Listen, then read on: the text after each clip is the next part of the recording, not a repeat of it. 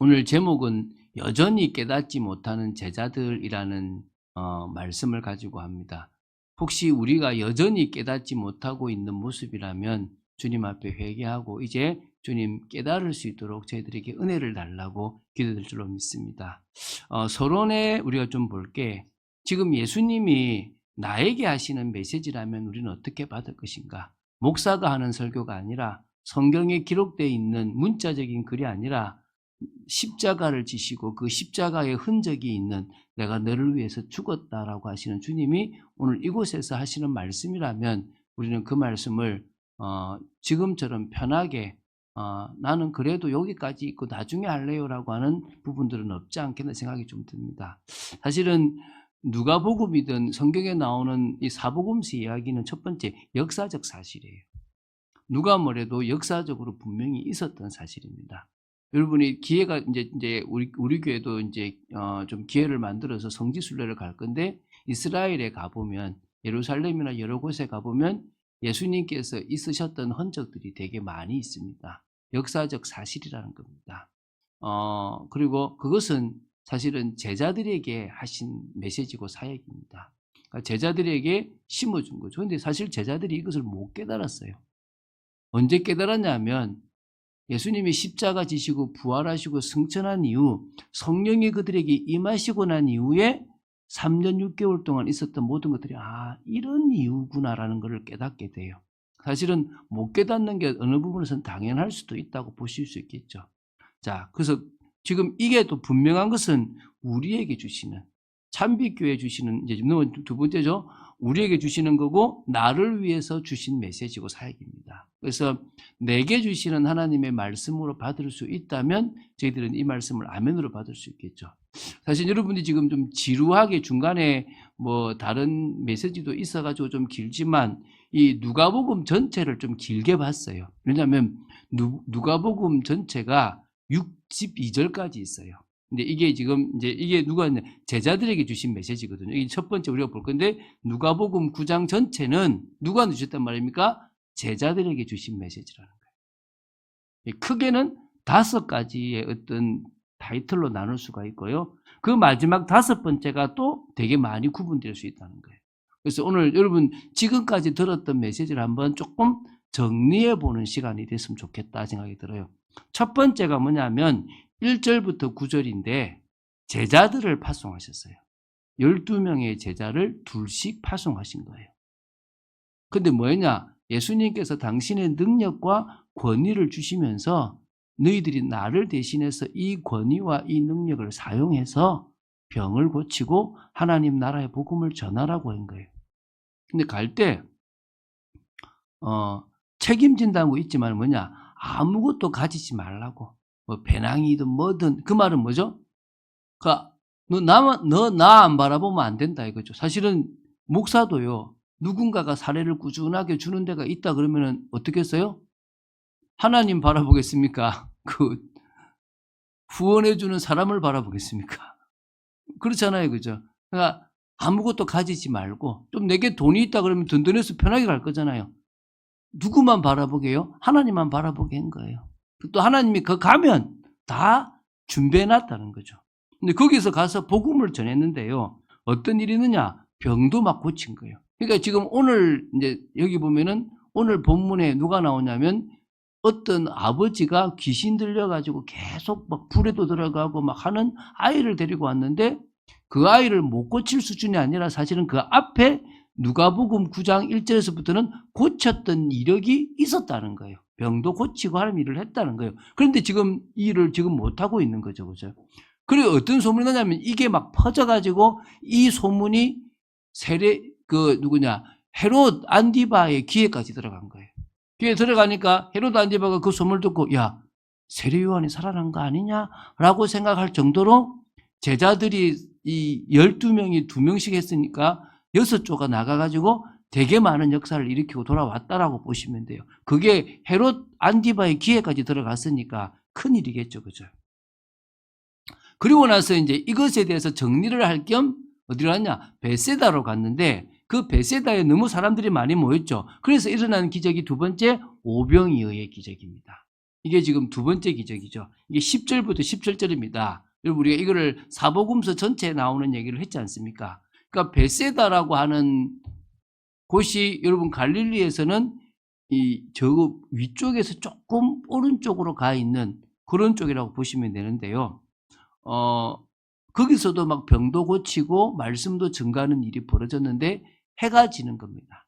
해가 짐으로 말미암아 사람들이 먹을 것이 없어져 버려서 굶주리게 된 거죠. 그래서 예수님이 그들에게 먹을 것을 주라고 하시는데 그때 제자들을 뭡니까? 테스트하는 거죠. 그러니까 사실은 이 9장에 대한 모든 이야기는 제자들에게 포인트가 맞춰진 거라고 보시면 됩니다.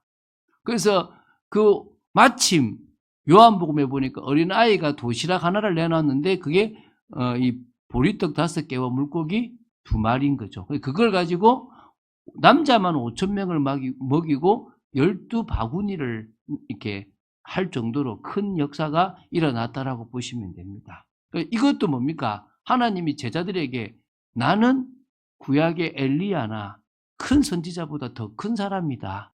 내가 바로 모든 것을 해결할 수 있는 진정으로 사람들을 그러니까 영적으로 먹일 수 있는 진정한 메시아라는 것을 증거하려고 하신 거죠. 그리고 이제 그 일이 끝나고 나서 어디로 데리고 가십니까? 기도하러 데려갔는데 누가복음에는 나오지 않지만은 마태복음에는 빌립보 가이사라로 가셨다고 나오지 않습니까? 그죠? 그게 이제 세 번째입니다. 예수님이 그리스도이심을 깨닫게 하시는 일입니다. 저 빌립보 가이사라에 가서 거기서 묻죠. 사람들이 나를 누구라 하느냐? 누구라 그랬죠? 예, 어떤 사람은 세례 요한이 살아났다고 하고요. 어떤 사람은 엘리야 큰 죽은 자도 살리고 막 음식도 만드는 엘리야라고 하기도 하고요. 큰 선지자 중에 큰 선지자라고 하기도 하고요. 이런 이야기들을 쭉 하는 거예요. 예선자 중에 한 사람이다라고 얘기하는 거죠. 그래서 제자들에게 물었죠. 그럼 너희들은 나를 누구라 하느냐? 그러니까 베드로가 하나님의 그리스도입니다. 그러니까 보통 마태복음 16장 16절에는 주는 그리스도시요 살아계신 하나님의 아들이십니다. 여러분 이스라엘에서 아들이란 것은 그 아버지로부터 나왔다는 거예요. 그래서 저 요셉의 아들 아니냐라는 것은 요셉과 똑같은 수준의 인간 아니냐 이 말인 겁니다. 그럼 하나님의 아들이라는 것은 하나님과 동등된 하나님 아니냐의 의미거든요. 그래서 하나님의 그리스도란 말은 하나님께서 보내신 구원자, 하나님께서 보내신 그 약속하신 그 사람, 하나님 아니냐 이제 그 얘기를 고백한 겁니다. 그쵸, 그죠? 그때 이제 비로소 이제 예수님께서 뭔 얘기를 하십니까?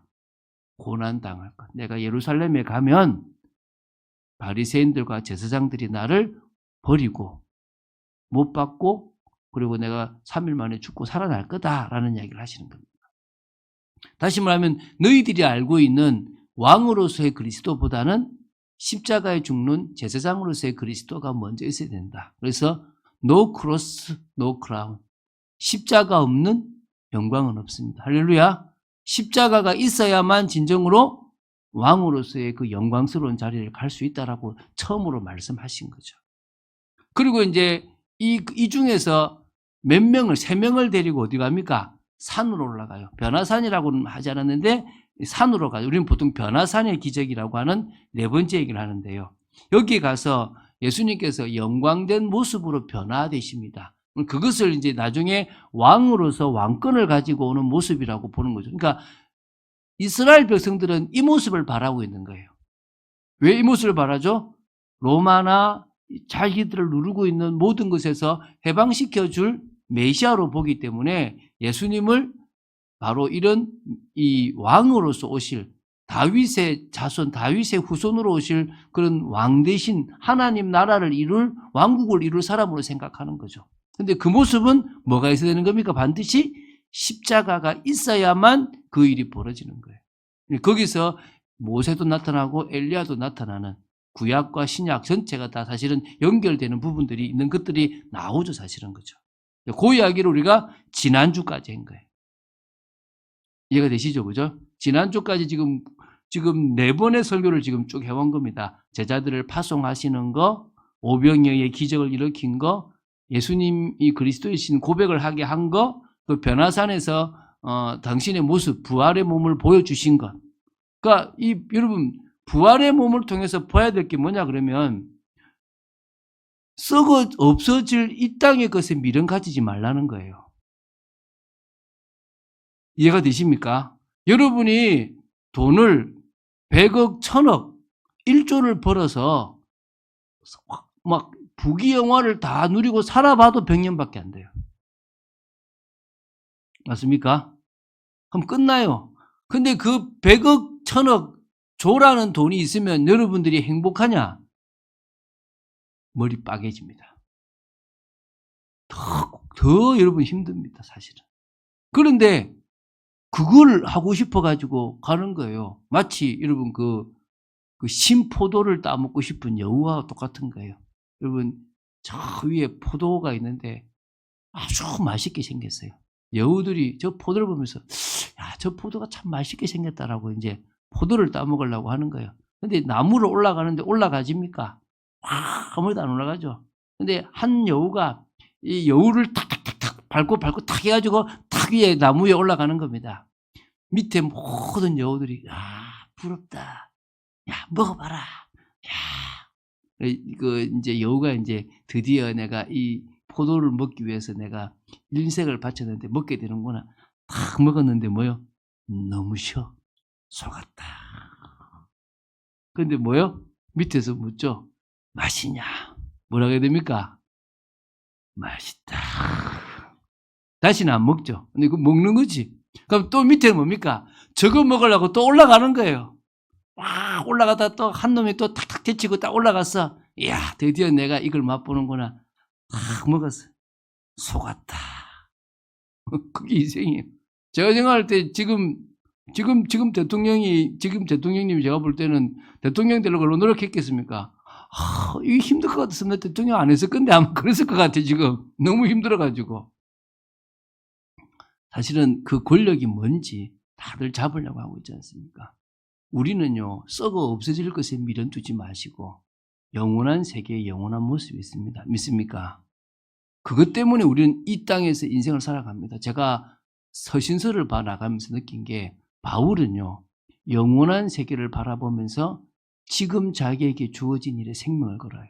그러니까 예수님은 인류를 구하는 십자가를 지신 거고, 바울은 뭐죠? 로마 복음화에 자기 십자가를 진 거예요. 이해가 되십니까? 그럼 우리 각자가 뭐가 있겠습니까? 자기에게 주어진 십자가가 있을 것 아니겠습니까? 그걸 위해서 우리는 인생을 걸어가는 거죠. 할렐루야. 그때 영원한 그 예수님과 같은 변화의 모습을 가지게 될 거라는 거예요. 그런데 자, 5번째.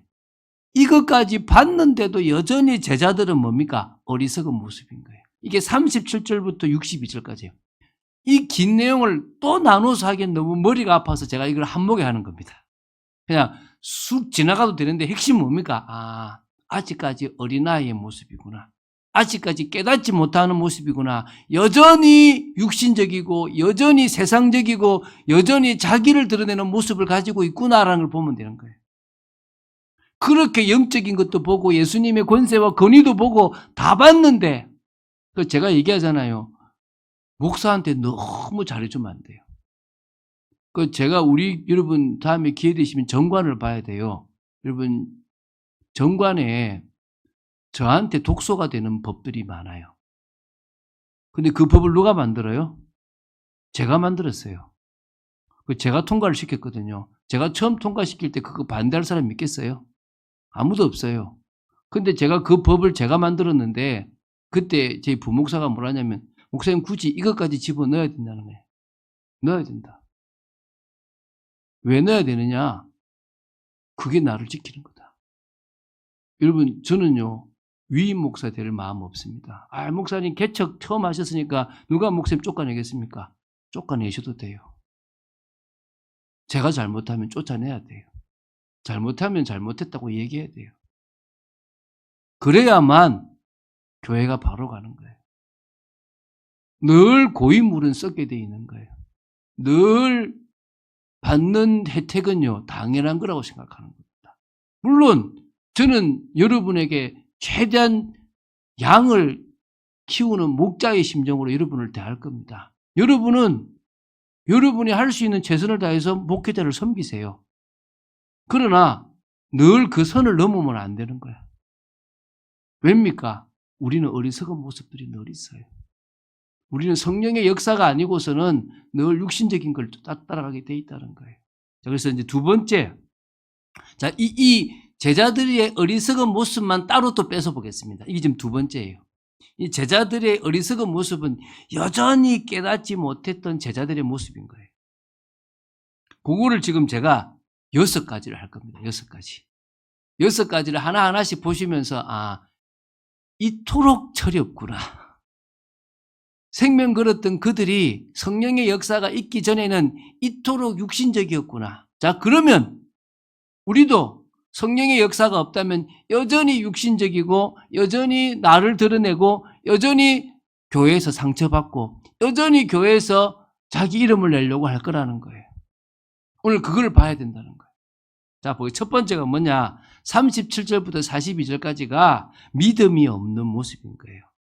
그래서 예수님께서 41절에 뭐라고 했냐면 믿음이 없고 배역한 세대여 내가 얼마나 너희와 함께 있으며 너희에게 참으리요 라고 얘기하는 거예요.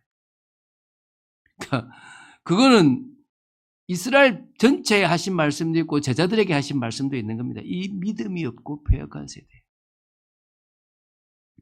무슨 얘기냐 그러면 예수님이 3명의 제자를 데리고 산에 올라서 변화된 모습을 보여줄 그때에 남아있는 제자들이 있는데 한 아버지가 귀신 들려서 발작하면 자기 몸을 저 불에 가지도 집어넣는 한 아이를 데리고 온 거예요. 고쳐달라고 한 거예요. 근데 제자들이 못 고쳐준 겁니다. 그들이 못한다고 한 게 아니라 아까 말씀드렸지만 누가복음 9장에서 병을 고치는 일을 그들이 했어요. 그러니까 할 수 있을까 생각하고 한 거죠. 근데 됩니까 안 됩니까? 안 됐던 거예요. 그러니까 야 제자들 못 고친다 막 이래 됐고 있죠. 웅성웅성하고 있는데 예수님과 3명의 제자가 온 거예요. 무슨 일이냐? 아버지가 나타나서 이 아이를 고쳐달라고 왔는데 제자들이 못 고쳐줍니다. 당신은 하실 수가 있으면 고쳐주십시오. 그러니까 예수님이 뭐요? 여기는 안 나오죠. 할 수 있거든이 무슨 말이냐? 믿는 자에게는 능치 못함이 없다 그랬죠. 그리고 그 아이를 데리고 와서 고쳐주십니다. 그리고 제자들에게 말합니다. 너희들에게 겨자씨 하나만큼의 뭐만 있어도 된다? 믿음만 있어도 이 산을 명하여 옮겨질 수 있다. 그 말은 고칠 수 있다는 거죠. 너희들에게 뭐가 없느냐? 믿음이 없다는 거예요. 또 마가복음에는 뭐라고 했냐면 마가복음 9장 29절에는 기도 외에는 다른 것으로는 이런 능력이 나갈 수가 없다는 거예요. 그 진짜 있었던 일이에요. 제가 그분한테 들었어요. 그분이 이렇게 사역을 제가 몇 번 얘기했잖아요. 사역을 하는 중에 이렇게 그 훈련을 하는 중에 꼭 귀신 들린 사람이 오는 거죠. 꼭 점심시간에 좀 발작을 한대. 막 발작을 하니까 사모하고 목사님들 입에 가지고 막 예수 그리스도의 명하노니 막 쫓아내는 거예요. 우리 옛날에 귀신론에서 배운 것처럼. 근데 그때 이제 막 이 목사님이 지나가면서 귀에다가 한마디를 딱 하니까 그렇게 발작하던 사람이 갑자기 너무 조용한 거예요. 그러니까 뭐 우와 뭐 이렇게 킹킹이 가는 거지. 뭐라고 했다고 그랬죠 제가? 까불지 마. 왜 가면 까불지 마가 되느냐? 난 예수 이름 믿고 있는 거지. 근데 이제 그 몇 달 뒤에 또 똑같은 일이 벌어진 거예요. 또 가지고 걔에다가 까불지 마 이러니까 니나 까불지 마. 왜 같은 까불지 마를 했는데 왜 한 번은 되고 한 번은 안 되느냐? 한 번 이 사람이 믿었어요. 누구 이름을 믿었습니까? 예수 이름. 그리고 기도했어요. 근데 한 번은 뭐 했죠? 됐다는 거야. 뭐요? 기도 안 했다는 거지. 똑같은 경우죠. 과거에 자기들이 귀신을 쫓아냈다는 거지. 누구 이름 쫓아낸 겁니까? 예수 그리스도 이름으로. 그럼 지금도 자기가 할 수 있을 거 생각했죠? 됩니까? 안 됩니까? 여전히 예수님의 이름과 능력이 가능한 거고 여전히 기도 안 하면 안 되는 겁니다. 할렐루야. 그거 이야기를 하고 계신 거예요. 그러니까 여전히 믿음 없는 모습, 여전히 자신의 방식으로 하려고 하는 모습들이 이 교회 내에 목회자도 있고 성도도 있다는 거예요. 저는 제가 지금 생각하면 참 무식했다 생각이 들어요. 사람들은 저보고 되게 믿음 좋다고 생각되는데 왜 믿음 좋다냐면 저처럼 개척하는 목사가 없어요. 예를 들어서 장로님 몇 분이 와서 목사님 우리 교회 시작하시죠. 이러면 시작하든가 초병에서 시작하지 저처럼 나와가지고 성도 나올 때까지 기다리는 무식한 목사가 없거든요. 왜냐하면 그거 자체가 이미 뭐 하고 있다는 거죠? 계산하고 있다는 거예요. 믿음이 아니라 될 거냐 안 될 거냐를 보고 있다는 거죠. 제가 그에서는 하나님 앞에 인정을 받았던 것 같아요. 무식했는데 하나님 하시면 되는 거고 나가라 했으니까 나가는 거고 그러면 그 다음은 누가 하실 거다? 하나님이 하실 거다. 그것밖에 없었어요. 제가 뭐 능력이 있어서 제가 능력이 있으면 죄송합니다. 8년 만에 이 교회가 아니라 10배가 되는 교회를 만들어야 그래도 했다라고 할 거 아니겠습니까? 근데 저는 앞으로도 10년 지나고 이만한 성도가 돼서도 하나님 앞에 너는 참 잘했습니다라고 말할 것 같아요. 왜죠? 외적인 성장이 아니라 사람을 살리고 제자를 세우는 일에 내 인생을 들였으면 저는 귀한 일이라고 생각됩니다. 할렐루야.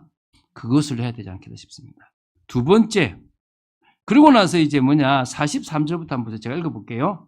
자, 43절. 사람들이 다 하나님의 위엄에 놀라니라. 이게 이제 끝나면서 그들이 다 그 행하시는 모든 일을 놀랍게 여길새 예수께서 제자들에게 이르시되 내 말을 너희 귀에 담아두라. 인자가 장차 사람들의 손에 넘겨지리라. 두 번째 예수님이 뭐합니까? 또 고난을 당하고 죽으실 거라는 예언을 또 하세요. 그런데 그들이 이 말씀을 알지 못하니 이는 그들로 깨닫지 못하게 숨긴 바 되었습니다. 예수님이 좀 숨긴 것도 있습니다. 그러나 또 그들은 이 말씀을 묻기도 마는 겁니까? 두려워하는 거예요. 그들은 지금 상상도 안 되는 거예요. 왜 예수님이 잡혀 죽어야 돼? 그게 아니고 뭐죠? 왕이 돼야 돼요. 큰 자가 돼야 되고 자기는 거기서 뭐 한 자리 해먹어야 되는데 자꾸 죽는다고 얘기하니까 얼마나 기가 차겠습니까? 그렇지 않습니까? 제가 전에 교회에 있다가 나간다 그러니까 가장 기가 찬 사람이 누구겠습니까? 저희 와이프지. 저희 아내가 가장 나가면 어떻게 먹을 건데 애가 셋인데 막지 않은 거에 저는 감사합니다. 그건 믿음 있다라고 생각하는 거죠. 그렇죠, 그죠? 답이 있는 게 아무것도 없었어요. 저도 겁이 났으니까. 그렇잖아요, 그죠? 사실은 두려운 거예요, 두려운 거. 예수님이 죽으시고 없다라고 하는 것이 제자들에게는 두려운 거예요. 그러니까 예수님의 고난에 대하여 두려워하는 모습이 여전히 43절부터 45절에 나오는 거예요. 그러면서 이제 그 뒤에 어떤 일이 벌어집니까? 누가 크냐를 변론하는 모습이 나와요. 제자 중에서 누가 크냐 하는 변론이 일어나니 여러분 이것과 더불어 있는 게 뭡니까? 야고보 요한의 어머니가 와가지고 당신의 나라에 임하실 때 우리 아들 둘을 하나는 우측에 하나는 좌측에 한마디로 뭐죠? 좌의정, 우의정 세워달라고 얘기하잖아요. 그죠? 그러니까 이 뭡니까? 이게 로비까지 해요. 누가 크냐라고 하는 것은 누가 나중에 더 좋은 자리에 앉을 거냐라고 하는 지금 그런 싸움을 벌이고 있는 거예요. 기싸움하고 있는 거죠. 교회 교육자가 많으면요. 교육자들도 그래요. 눈치 보고요. 어떻게든요. 걱정하는 척하면서 깎아내리고 그래요. 저건 진짜 저거 걱정이 된다 하면서 지금 심각한 이야기를 굳이 이야기하는 거예요. 숨기면 될 건데 왜 드러내죠? 자기가 올라가야 되니까. 그러고 있다니까요.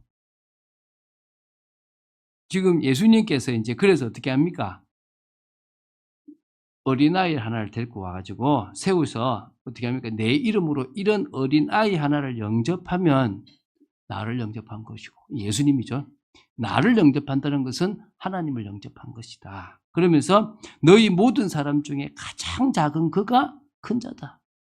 누가 크다고? 가장 작은 자. 그 사람이 크다. 할렐루야. 오늘 우리가 생각할 게 우리도 모르게 육신적인 자리를 탐내잖아요. 그죠? 어디든지 일하는 데서도 그럴 수 있잖아요. 그게 나쁘다는 게 아닙니다. 무조건 그걸 부정하는 게 아닙니다. 여러분, 회사에서 승진하시기 바랍니다.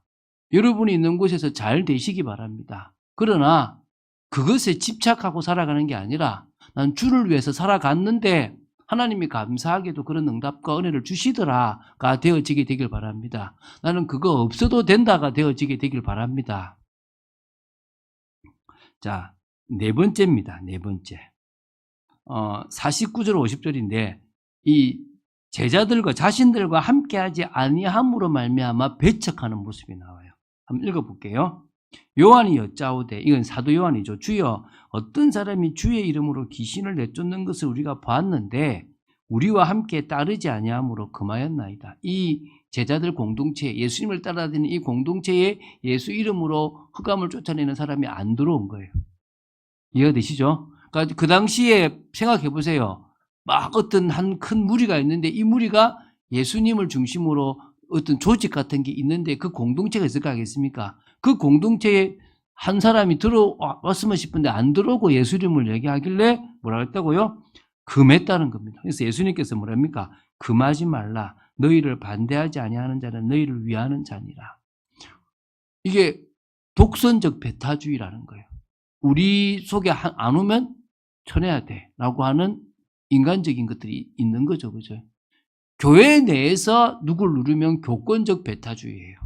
그런데 바깥에 다른 단체를 누른다는 것은 독선적 배타주의라고 보시면 됩니다. 이게 몰아내는, 우리만, 우리 단체만 맞고 다른 건 다 틀렸다 이런 식이 되는 거예요. 이 영적 교만이거든요. 하나님은 장기를 두시는 분과 같아요. 어떤 단체는 뭐가 되겠습니까? 차가 될 수도 있고 어떤 단체는 마가 될 수도 있는 거예요. 그러면은 하나님은 어떨 때는 차를 쓰시고 어떨 때는 마를 쓰시는 거예요. 그런데 우리는 뭐죠? 우리만 하나님께 쓰임 받는다라고 자꾸 뭐라고 했습니까? 착각하고 있다는 거예요. 참빛교회만 교회고 다른 교회는 다 부족하다. 말도 안 되는 소리입니다. 우리 교회는 어찌 보면은 하나님 보실 때 연약하고 부족하고 아직 낮은 수준의 교회일 수 있습니다. 이 교회가 이제 성장해서 주님이 맡기신 일이면 그 일이 무엇이든지 우리가 감당해야 되지 않겠습니까? 그런데 우리도 모르게 뭐죠? 우리하고 아니면은 배척하는 습성이 있다. 하지 말라는 거죠. 51절부터 56절은 또 어떤 내용이냐? 지금 계속 그냥 짧은 내용이에요. 긍휼의 마음이 없는 거예요. 자, 보시죠. 읽어볼게요. 예수께서 승천하실 기약이 차감해. 이제 뭐죠? 이제 예수님이 하늘로 올라가실 때가 다 됐다는 거죠. 십자가 죽을 때가 다 돼가는 거죠. 예루살렘을 향하여 올라가기로 굳게 결심하시고 사자들, 이 사자들은 천사가 아니고 뭡니까? 먼저 미리 선발대를 보내서 이제 준비하게 한 겁니다.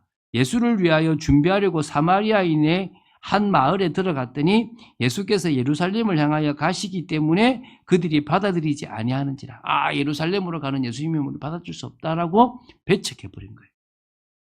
거부해버린 거죠. 그래서 이제 그때 이제 제자 야고보와 요한이 이를 보고 이르되 주여 우리가 불을 명하여 하늘로부터 내려 저들을 멸하라 하기를 원하시나이까? 저런 사람들은 우리가 기도해가지고 하나님 앞에서 진짜 막 번개 불내라도 소돔 고모라 멸해야 안 되겠습니까? 그래서 이 야고보가 우리의 아들이 된 것 같아요. 그죠? 어쨌든 자, 이 막 그런 얘기를 하는 거지. 예수님 뭡니까? 돌아보시면서 꾸짖으시고 함께 다른 마을로 가시니라.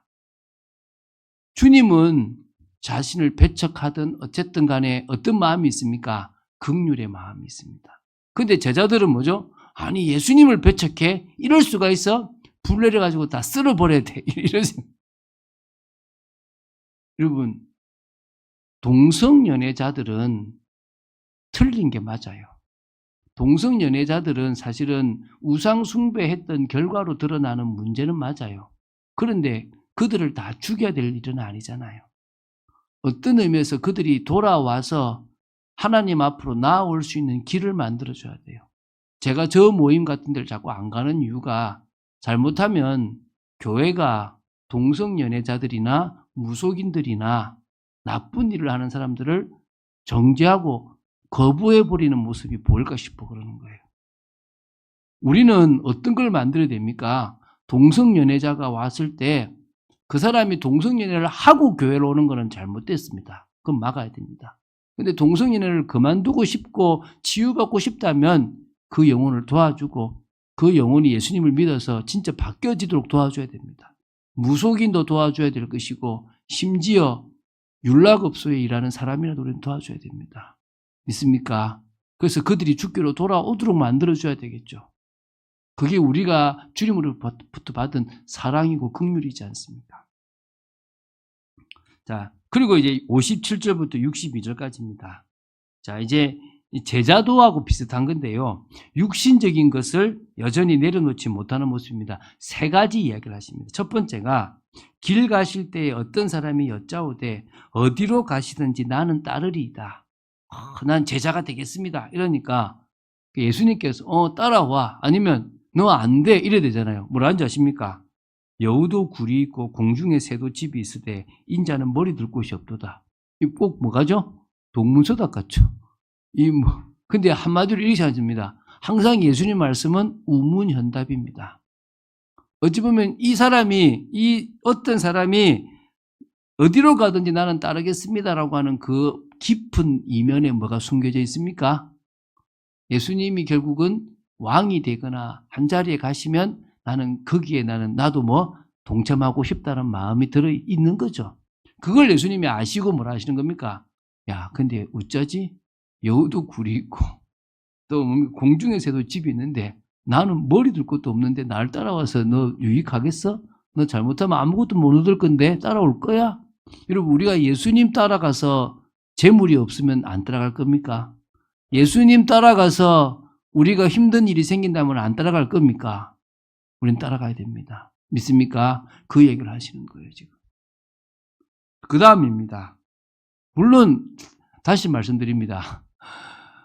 예수 믿어서 육신적인 거 없지는 않습니다. 육신적인 것도 분명히 옵니다. 생각해 보십시오. 하늘에 새도 먹이고 공중에 들에 백합화도 입히시는 하나님이 우리를 안 먹이고 안 입히시겠습니까? 그러나 그게 우리의 주가 아니라는 겁니다. 아시겠죠? 자, 이제 또 58절입니다. 이제 오히려 또 다른 사람에게는 나를 따르라. 아까는 따라가겠다 하니까 나 머리 둘 것도 없는데 이러셨는데 또 어떤 사람한테는 날 따라와 이런 거예요. 그가 이르되 나로 먼저 가서 내 아버지를 장사하게 허락하라. 제가 아버지 돌아가실 때까지만, 그러니까 이게 지금 당장 돌아가셨다는 게 아니에요. 우리 아버지 돌아가실 때까지만 딱 모시고 오면 안 되겠습니까? 이 얘기예요, 쉽게 말하면. 그러니까 뭡니까? 자기 죽은 자들을 장사하게 하고 너는 가서 하나님의 나라를 전파해라. 네가 거기에 매이는 게 나쁘다 좋다를 떠나서 그건 할 사람이 분명히 있으니까 너가 정말 제자라면 너에게 맡긴 너 십자가를 지고 가라 이 말이에요. 이해가 되십니까? 그 얘기예요. 그 얘기. 한마디로 우리는 뭐죠? 자식이 있어서 안 되고요. 저는 지금 부모님 계셔서 안 되고요. 저는 지금 할 거 있어서 안 되고 이러고 있다니까요. 그런 부분은 주님께 맡기고 너는 네게 맡긴 일을 해라. 이렇게 보시면 되는 거예요. 이제 세 번째입니다. 또 다른 사람이, 이게 세 명이 나오죠. 어떤 사람, 다른 사람, 또 다른 사람, 지금 세 명이 나옵니다. 주여, 내가 주를 따르겠나이다마는 나로 먼저 가서 내 가족을 작별하게 허락하소서. 예수께서 이르실 때 손에 쟁기를 잡고 뒤를 돌아보는 자는 하나님 나라에 합당하지 아니하니라. 뭔가 미련이 남아서 뭔가 아직까지 내가 육신적인 걸 잡고 있다면 그거 내려놔라. 네가 제자의 길을 걸어가는 길이 쉬운 길은 아니다. 사실은 이런 말씀들이 저한테 되게 부담이 되지만 늘 저를 일깨우는 말씀들이 돼요. 그래서 제가 뭐 하느냐? 내려놓는 겁니다. 뭘 내려놓죠? 기득권을 내려놓으려고 그러고 이익을 내려놓으려고 하는 거예요. 그러니까 저희 아들이 그걸 봤던 거겠죠. 그러니까 아들이 하는 얘기가 내가 목사들 말 받고 우리 아버지만큼 그래도 비리 없는 목사가 없을 거다라고 얘기하는 게 자기가 봤다는 거예요. 그래서 제가 찔리더라고요. 나 비리 많은데 갑자기 찔리던데 어쨌든 그래도 제 마음에 몸부림을 친다는 거예요.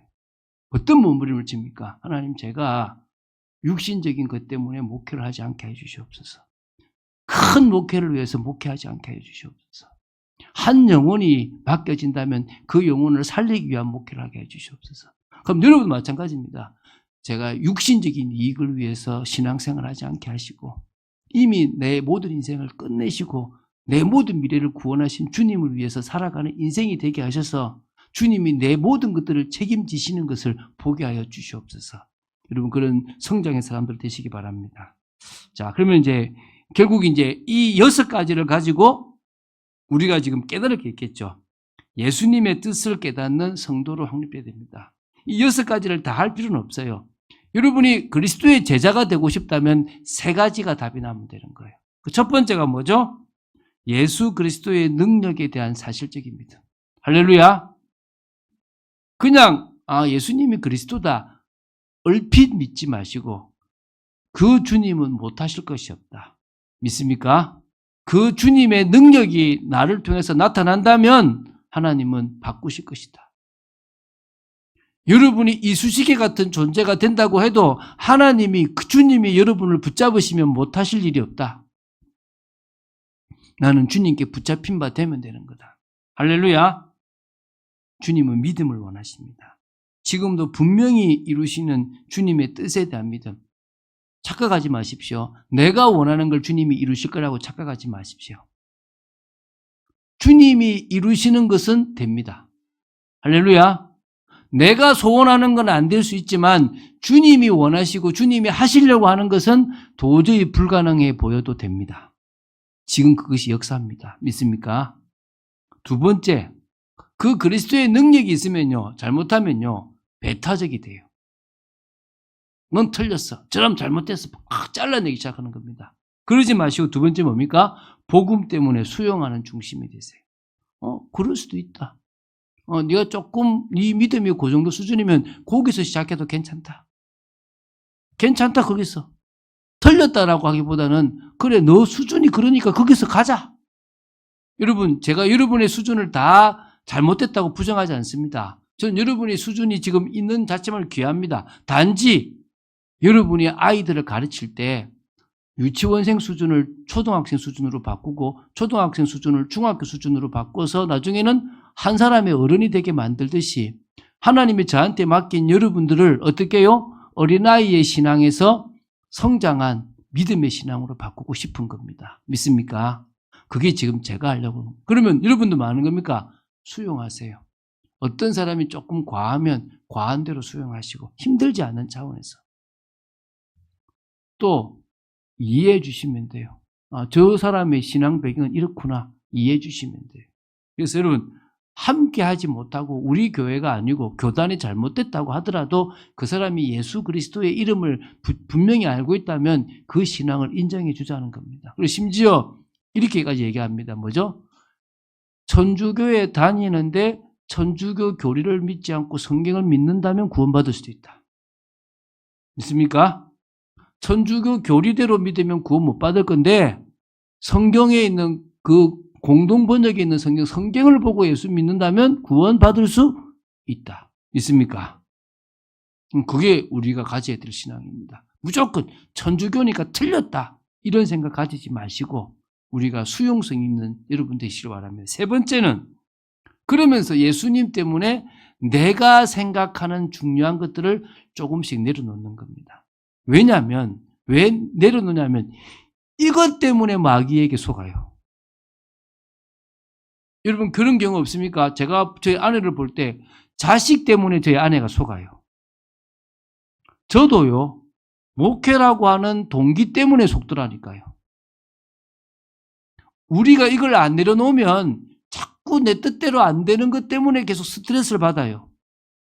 여러분 생각보다 목사님들이 암이 많아요. 왜 그렇겠습니까? 못 놔요, 못 놔. 여러분 우리가 놓읍시다. 할렐루야. 내려놓읍시다. 이게 중요한 게 아니에요. 나는 더 중요한 거를 알고 있다는 거예요. 자리, 영광 받고 싶은 거, 육신적인 거, 심지어 가족까지도 주님께 맡기는 겁니다. 저는 이것보다 은혜를 받고 싶습니다. 라고 돼야 되는 거예요. 많은 시간이 많이 지났으면 죄송합니다. 제가 빨리 끝내고 싶은데 늘 이렇게 길어집니다. 그래서 결론, 영적인 성장이 정말 필요한 때입니다. 할렐루야. 오늘 저와 여러분이 영적인 성장이 필요한 때인 줄 믿으시기 바랍니다. 그런 응답을 드린 여러분 되시기를 주 예수 그리스도 축원드립니다. 주는 그리스도시요 살아계신 하나님의 아들이심을 고백합니다. 누가복음 9장 전체를 봤습니다. 긴 내용의 말씀을 오늘 전체 정리했습니다. 하나님 저희들이 제자들처럼 어리석은 모습을 가질 때가 많음을 고백하고 성령의 역사 속에서 이 모든 것들을 뛰어넘고 예수 그리스도에 대한 그 능력에 대한 사실적인 믿음과 복음 때문에 수용할 수 있는 그릇과 또한 예수 그리스도 때문에 내려놓을 수 있는 그런 중심이 있도록 지켜주시옵소서. 주 예수 그리스도 이름으로 기도드립니다. 아멘.